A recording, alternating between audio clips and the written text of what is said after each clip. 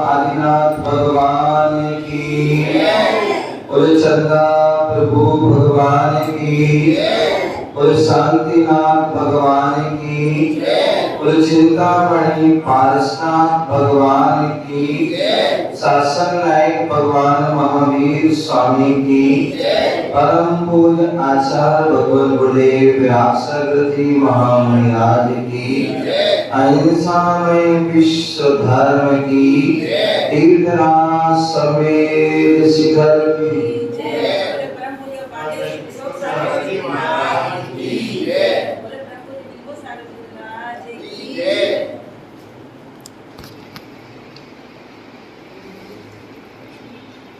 चलते गुरुभक्ति में और कुछ पंक्तियां गुनगुनाते हैं। गुरु चरणों में हमारे गुरुवर जो हैं कैसे हैं उसके लिए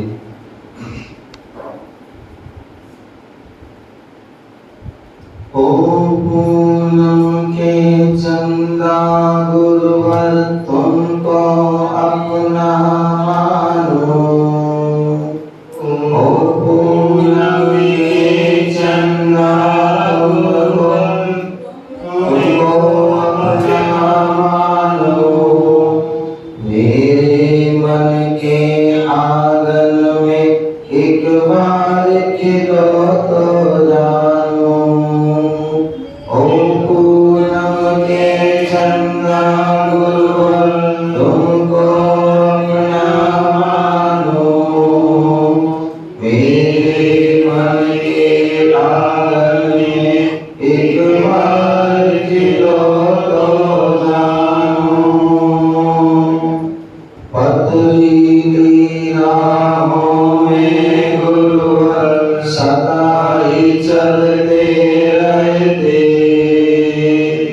पथरीली राहों में गुरुवर सदा ही चलते रहते, सुख का अमृत हमें पिलाकर आप कष्ट में रहते, पथरीली राहों में गुरुवर सदा ही चलते रहते, सुख का अमृत हमें पिलाकर आप कष्ट में रहते, एक ऐसा बंटवारा है बंटवारे को ना मानो, एक ऐसा बंटवारा है बंटवारे को ना मानो,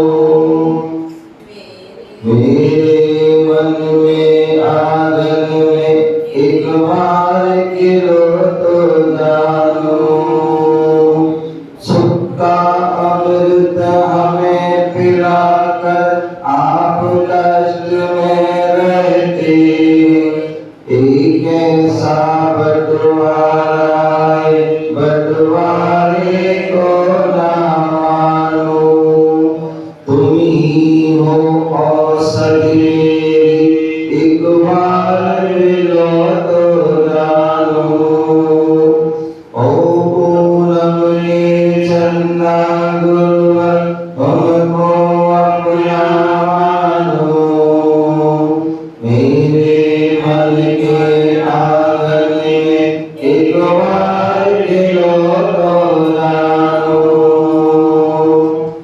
कई बार ले जाए न्योता मेरे इन ओठों में, कई बार ले जाए न्योता मेरे इन ओठों में, तुम कंचन की एक कसौटी मैं तो खोटों में,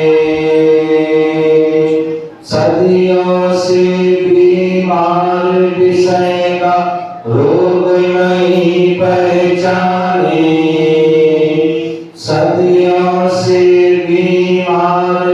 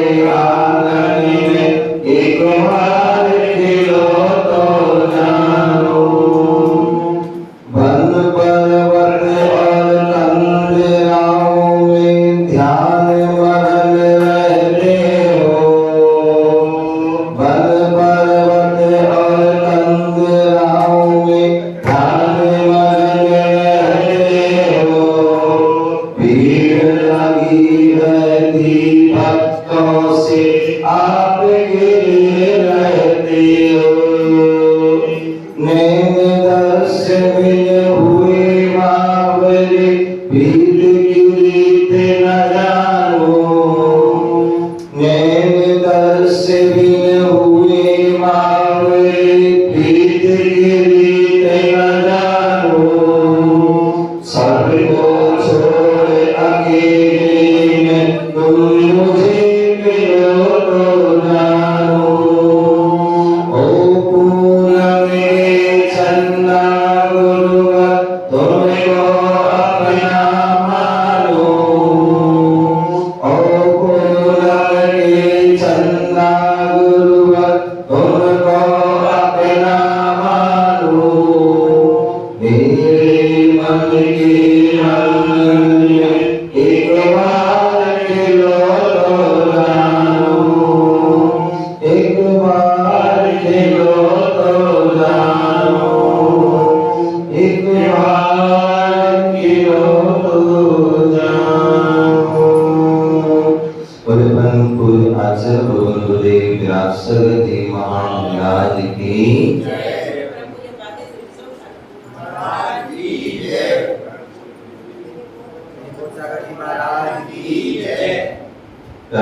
चलिए और आज हम चलते। अभी हम सभी ने गुरु प्रार्थना की, गुरु स्तुति की और अब गुरु भक्ति संस्कार यात्रा में कुछ संस्कार की बातें, कुछ ज्ञान की बातें, और हम सभी यहाँ पर बैठे हुए हैं और प्रतिदिन की बातें कुछ जानने के लिए, कुछ समझने के लिए बैठे हुए हैं। और आज गुरु भक्ति का पहला प्रश्न और आपके लिए बताना है, वह कौन थे? वह कौन थे जिन्हें भस्म व्याधि रोग हो गया था?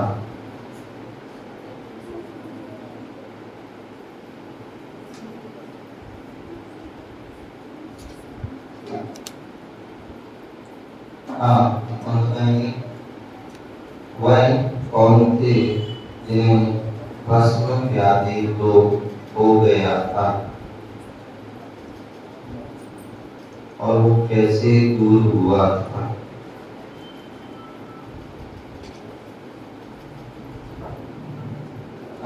कौन बताएंगे?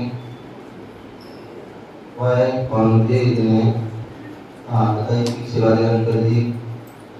आचार्य समर्थ जोड़ के आचार्य समर्थ उनको भस्म का रोग हो गया था और उसमें क्या था, कुछ भी खाते थे तो उनका जो है पेट नहीं होता था।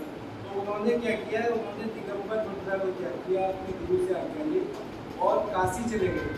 वहाँ जाके वो शिव मंदिर में रहे और शिव मंदिर में रहने के बाद जो है उन्होंने शिव जी को जितना चढ़ावा आता था सब रात में खाना चालू किया। तो वो इतना खाया, खाते खाते उनका रोग सही हो गया।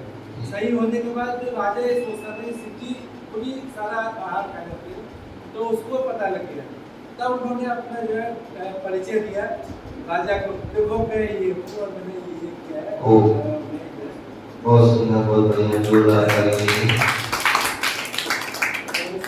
आचार्य एक महान आचार्य, तार्किक आचार्य, विद्वान आचार्य, ज्ञानी आचार्य हुए और जब वह प्रारंभ अवस्था में थे, कहते हैं कर्म किसी को छोड़ता नहीं है। क्या? कर्म किसी को छोड़ता नहीं है, चाहे वो कीर्तन कर्म हो और चाहे वो आचार हो, चाहे मुनि हो, चाहे वो गृहस्थ हो, चाहे वो श्रावक। इस जन्म में ना सही पर भव में मिलता है। इस जन्म में ना सही पर भव में मिलता है। अपनी अपनी करनी का फल सबको मिलता है। अपनी अपनी करनी का फल सबको मिलता है। तो कर्म का जो फल है सबको मिलता है, चाहे वो तीर्थंकर हो, चाहे वो मुनि हो, चाहे वो श्रावक हो, चाहे गृहस्थ हो, मनुष्य हो, प्रेत हो, देव हो, नारकी हो, सभी के लिए अपना अपना कर्म। कहते हैं व्यक्ति कर्म जब व्यक्ति करता है तो हंसते हंसते कर्मों को करता है और रोते रोते उसको कर्म को भोगना पड़ता है। आपको पता है कि आदिनाथ ऋषभदेव जब राजा थे, उन्होंने केवल इतना ही तो उपदेश दिया था कि जो है फसल बैल आदि खा रहे थे तो उनके मुख में मुश्किल वाले उनके भोजन को रोका था और उससे क्या हुआ, उनको भी अंतराय कर्म बना और उनको जो है क्या 6 महीने तक उपवास आएगी और 7 महीने 8 दिन तक भोजन लेने का आहार नहीं। आपको पता होगा भीष्म पितामह कहते हैं हिंदू आदि परंपरा में कि भीष्म पितामह को कहते हैं बाणों की सैया पर सोना पड़ा, ऐसा कहते हैं। क्यों? उसका भी कर्म था। रास्ते में कहीं जा रहे थे और रास्ते में एक सर्प पड़ा हुआ था, रास्ते में पड़ा था। उन्होंने क्या किया, उसको बाण से उठाया और उसको साइड में करने की एक तरफ झाड़ी की तरफ फेंक दिया, डाल दिया और वो झाड़ी पर गिरा और झाड़ी पर गिरने से सारे उसके कांटे उसमें क्या हो गया, छुप गए। और उसका प्रभाव क्या हुआ कि जो है कालांतर में उनको भी ऐसा कहते हैं, ऐसा सुनते हैं, उन्हें बाणों की सैया पर, हिंदू परंपरा में ऐसी परंपरा है, ऐसा उनको कष्ट भोगना पड़ा। सीता जैसी महासती भी, उनको भी कर्म नहीं छोड़ा। पूर्व भूमि में उन्होंने भी मुनिराज और आयिका को एक आंख में बैठे देखा। वो तब तो चर्चा कर रहे थे, लेकिन उनको जो है उन्होंने अलग अलग बात कह दी और ये हंसी आदि उड़ा दी। उन पर जो है क्या दोषारोपण कर दिया और उसका प्रभाव कालांतर में उनको भी, उनके ऊपर भी दोषारोपण हुआ। श्रीपाल जिन्होंने मुनिराज का उपहास किया, अवेलना की, 700 मुनियों में उन पर उन्होंने जो है उनकी अनुमोदना की और उसका कर्म का फल क्या हुआ, सभी को उसको जो है पुष्ट हुआ। अंजना सती जिसने अपनी जो है अपनी जो शौक दूसरी रानी के लिए परेशान करने के लिए, जिसका नियम था दिन दर्शन करने, और उसने कुछ समय के लिए, कुछ पल के लिए जिनेंद्र भगवान की प्रतिमा को छिपा और उसका कारण आगे भविष्य में उसको भी 22 साल का पति का वियोग सहन हुआ। तो इसलिए कर्म किसी को जो है छोड़ते नहीं है, तो इसलिए हमारे लिए सोच समझ के जो है हमें क्रिया करना चाहिए, कर्म करना चाहिए, जिससे कि हम पाप कर्म आदि से बच सकें। तो मैं बता रहा था कि आचार्य समंत स्वामी, उनके लिए भी पूर्व जन्म का कर्म जो है आगे जो है भविष्य में आया और वही मुनि बनते ही जो उनकी जो है असाता कर्म का उदय,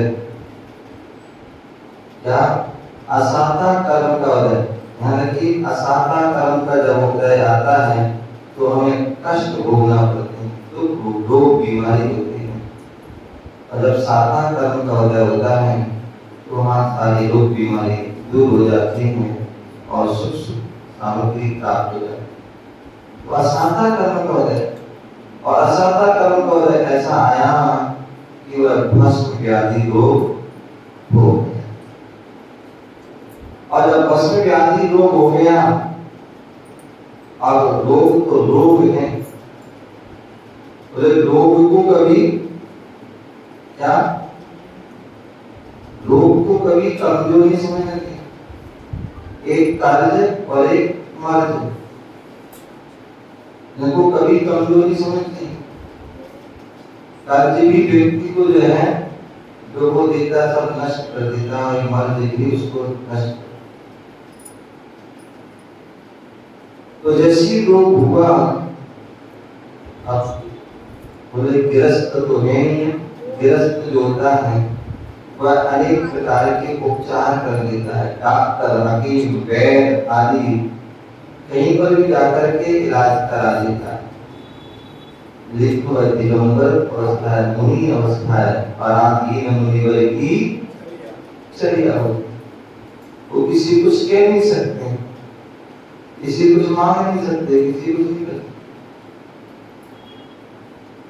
अरे लोग बीमारी हो गई, वो तो समता भाव उसको सहन को करते, लेकिन कितना सहन है, उसकी एक सीमा। भस्म व्याधि रोग ऐसा होता है कि खाना खाते, भोजन किया और करने के बाद जो है क्या हो गया, जैसे अग्नि में ईंधन डालो तुरंत क्या होता है, नष्ट हो जाता है। ऐसी माँ भोजन डाला और पूरा नष्ट हो गया। अब साधु जो है एक बार भोजन करना, बार बार भोजन नहीं करते हैं। क्या करते हैं, एक बार भोजन करते हैं, और एक बार का भी कोई गारंटी नहीं है, एक बार की भी कोई गारंटी नहीं है। पहली बार तो चौका लगा नहीं लगा है, कोई जबरदस्ती नहीं, कोई किसी जबरदस्ती लड़ाई झगड़ा करके चौका लगवाए हैं। हाँ, लग गया, लगने के बाद जो है अब विधि मिली नहीं मिली है, क्योंकि जो है कहते हैं एक भिखारी होता है और एक भिक्षु होता है। भिखारी जो है वह रोटी के पीछे भागता है, भिखारी रोटी के पीछे भागता है और भिक्षु के पीछे रोटियां भागती है। भिखारी को मना कर दिया जाता है और भिक्षु को मना के दिया जाता है। क्या किया जाता है, भिखारी को मना कर दिया जाता है और उसको मना के दिया जाता है। तो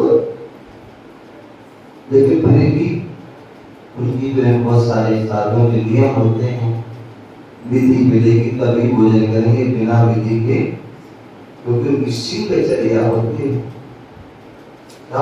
सिंह की तरह जाते हैं, धीम की तरह नहीं जाते हैं। और विधि मिल गई, उसके बाद भी पता नहीं है कि निरंतर आहार हो जाए, किसी प्रकार का कोई विघ्न आ जाए।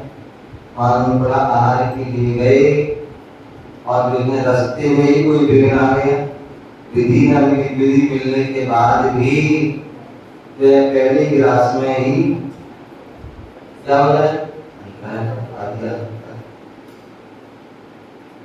और चलिए वो भी नहीं आया, आहार पूरा भी हो गया। बोले मुनि आज जो है थाली में आहार नहीं करते, अंजलि में आहार नहीं, क्योंकि थाली में कुछ भी ले लो, कुछ भी खा लो, कुछ भी करो, मन पसंद कुछ भी होते, लेकिन हाथ जो आ गया सो आ गया, ले लिया, ठीक है ना। उसमें किसी प्रकार की कोई किसी प्रकार के इशारे आदि भी नहीं होते। और पूरे खड़े होकर भोजन करते, समपाद, जैसे बुनियाद जो आहार करते हैं कैसे करते हैं, समपाद। समपाद का अर्थ है दोनों पैरों जो पंजा है और दोनों पैर की जो है एड़ी है, इन दोनों में 4 अंगुल का अंतर होता है। कितना? 4 अंगुल एड़ी में, 4 अंगुल पंजे में। इससे ना ज्यादा ना कम, ये समपाद। और जब व्यक्ति कोई समपाद खड़ा होता है तो ज्यादा देर खड़ा नहीं हो सकता। तो और खड़े खड़े हुए हैं वह क्या समपाद होने से आहार भी ज्यादा लेता है। हालांकि आप लोग भी खड़े खड़े भोजन करते हैं, जैसे खड़े होकर करते हैं ना, बफर सिस्टम, घूमते चलते फिरते खाते रहते हैं, करते उसमें तो ज्यादा हो जाता है, 2 रसगुल्ला ज्यादा, 2 पूरी, 2 कचौड़ी ज्यादा हो जाए। लेकिन एक जगह खड़े होके उसमें नहीं। तो ऐसे सब पाना खड़े होके आहार करते, तो खड़े होकर आहार करते तो वो क्या होता है? कम आहार होता है, अल्प आहार होता है। तो ऐसे में गुजरात आहार करते हैं, ऐसी दिनचर्या होती है।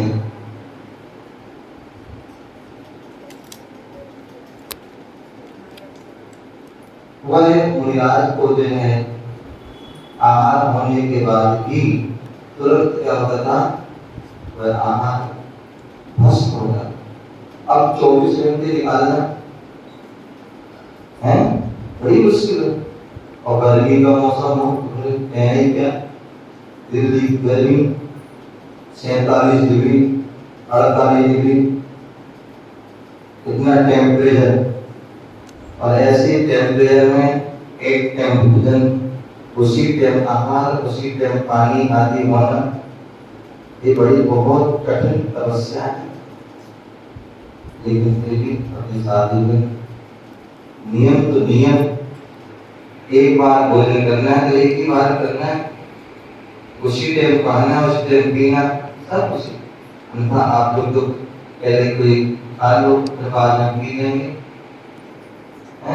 24 घंटे में जो है 10-15 घंटे चलती रहता खाना पीना।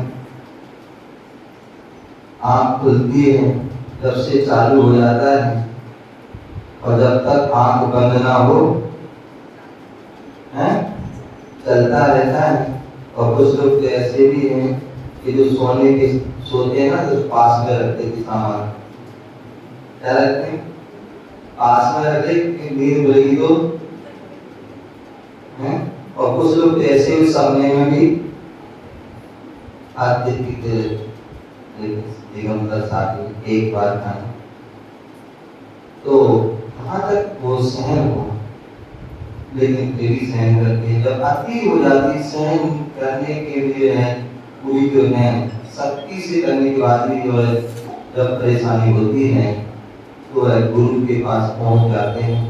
हे गुरुदेव, हे गुरुदेव, मुझे जो संलेखना प्रदान करें, मुझे संलेखना प्रदान करें। गुरु ने उनको देखा, ऊपर से उनकी देखा, उनकी बात को सुना, बार-बार सुना, ये क्या कह रहा है? बोले गुरुदेव मुझे संलेखना प्रदान करें। तो ऐसा क्या हो गया? बोले गुरुदेव बहुत जो है असाधा कर्म का उदय, बहुत असाधा कर्म का तीव्र उदय है, और ऐसी बीमारी परेशानी है, और इससे ऐसी दिक्कत है। गुरु ने उनकी बात को जाना समझा और कहा नहीं, अभी तुम्हारी संलेखना की उम्र नहीं है, अभी संलेखना की उम्र नहीं है, अभी आप उपचार कराइए। बोले आप गुरुदेव इस मुद्रा में उपचार संभव नहीं है, उसका समन नहीं हो सकता।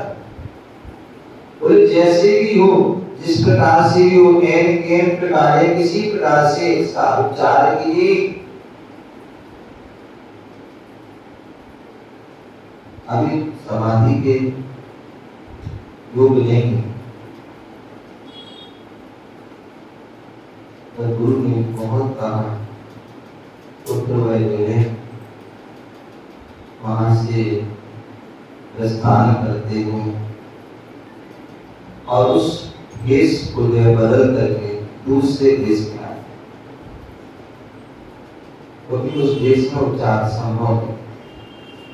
और विचरण करते करते करते जो है भगवान आदि देश ध्यान किया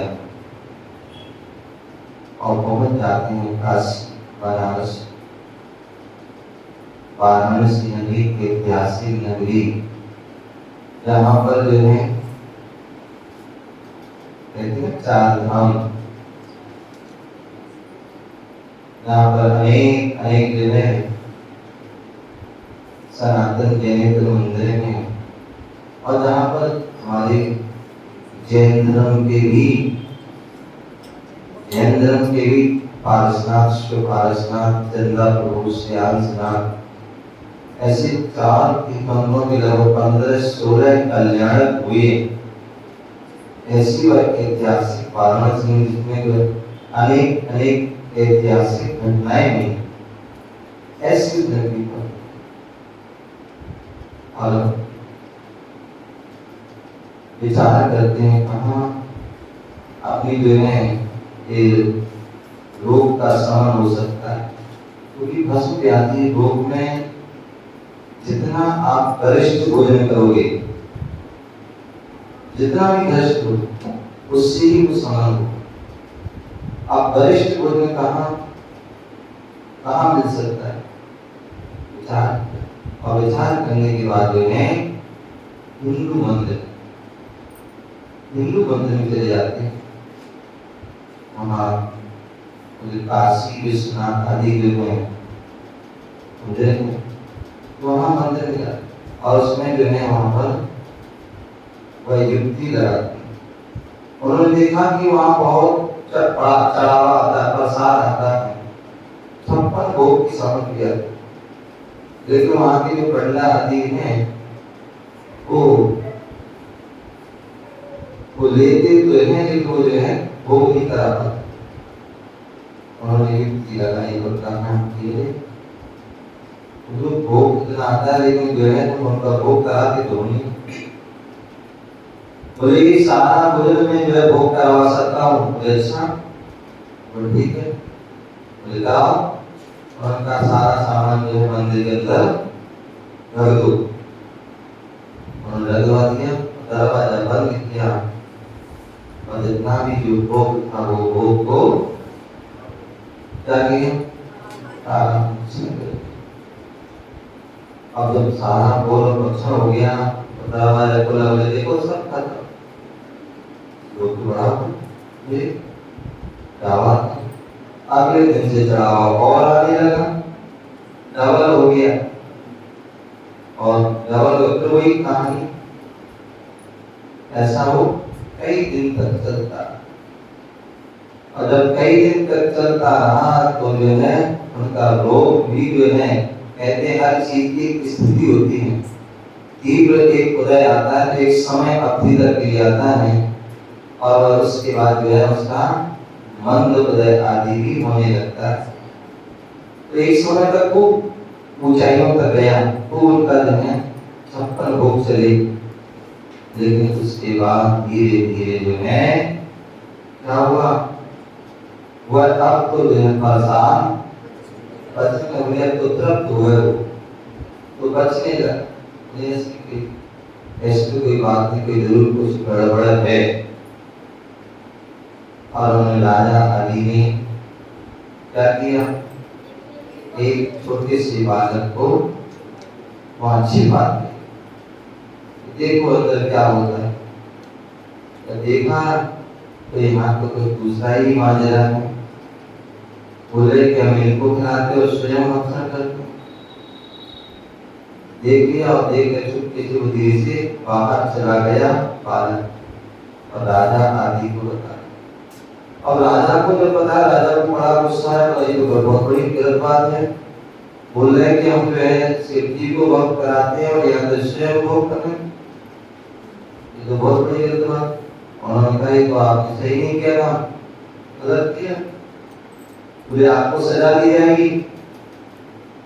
यदि सजा से बचना चाहते हैं तो आप इनको शिव जी को जो है नमस्कार। तो उन्होंने कहा मैं नमस्कार नहीं करूंगा। बोले यदि नहीं करोगे तो सजा दिया। बोले कुछ भी नहीं।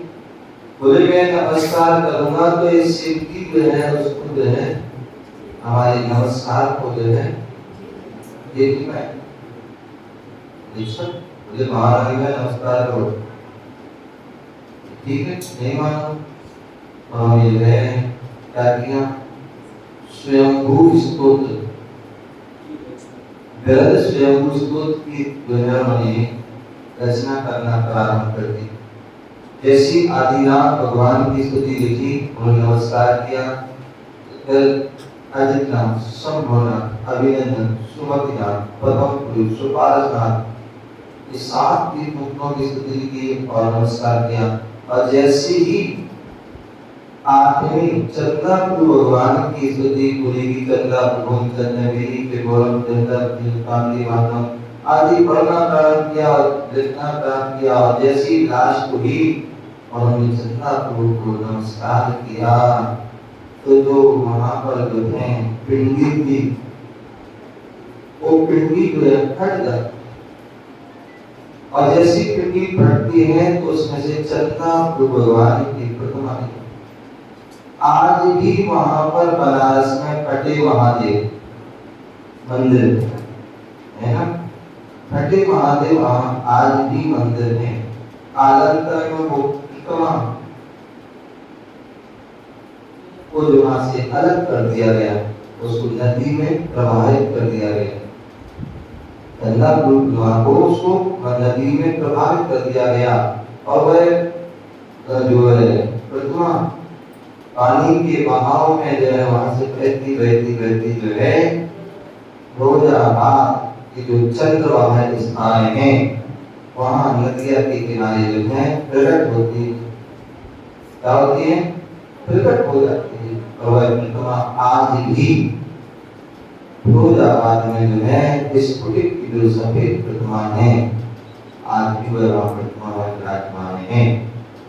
कहने का तात्पर्य कि जो है ऐसे वह महान आचार्य समंतबद्ध स्वामी जब वहां पर एक चमत्कार हुआ, वहां की प्रजा, वहां की जो है राजा आदि भी जैन धर्म की जय जयकार करने लगे और जैन तीर्थंकर की जय जयकार और जैन संत की जय जयकार करने लगे और उनको जो है उनका विशेष सम्मान आदि किया गया। और कालांतर में वो जब उनका रोग शमन हो गया पुनः गुरु जी के पास पहुंच जाते हैं और उनसे वह प्रायश्चित आदि लेकर के पुनः निर्गंध दीक्षा करते हैं और विशेष साधना करते हैं, विशेष स्वाध्याय करते हैं, विशेष चिंतन मनन करते हैं।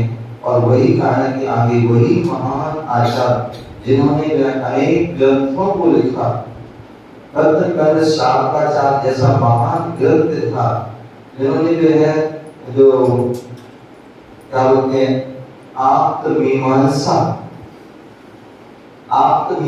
जो है जैसा महान देवागम स्तोत्र जैसा महान उन्होंने वह ग्रंथ लिखा।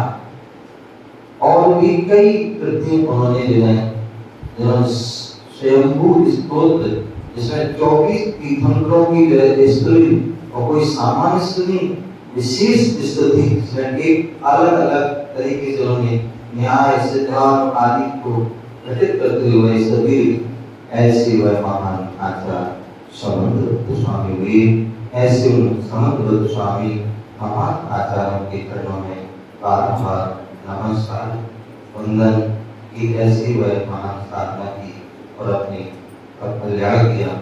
तो ऐसे वह आचार्य समंतबद्ध हो गए जिनको ऐसा रोग होने पर भी अपने सम्यक में श्रद्धा कहते हैं। आचार्य कुंज गोस्वामी ने अष्टपावन ग्रंथ में लिखा है, बोले 40 से व्यक्ति भ्रष्ट हो जाए, 40 से वह भ्रष्ट हुआ व्यक्ति भ्रष्ट नहीं माना गया, फिर भी वह जो है निर्माण को प्राप्त कर सकता है। लेकिन दर्शन भट्टा भट्टा से जल्दी और जो सम्यक दर्शन से भ्रष्ट हो गया वह कभी जो है क्या निर्माण को प्राप्त नहीं हो पाएगा। तो आचार समुद्र सब चार से तो वो जो है छूटा था, लेकिन सम्यक दर्शनी की श्रद्धा जो है मजबूत थी और एक कारण की पुनः उन्होंने दीक्षा की अपना कार्य किया। ऐसे उन महान आचार्यों को सुनते हैं, पढ़ते हैं और हमारे अंदर ही ऐसी ही जो है साधना करने के आवृत्ति में हम भी अपने उन जैसे जीवन को बनाएं, उन जैसी चर्या करें, उन जैसी श्रद्धा को बंद करें और अपने जीवन को सफल बनाएं। इसी भावना से जय गुरु महावीर भगवान की।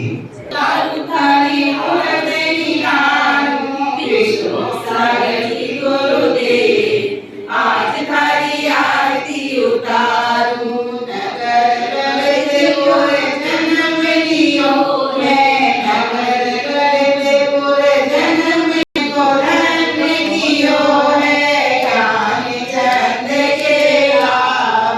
आज थारी आरती उतारू विश्व सारथी गुरुदेव आज थारी आरती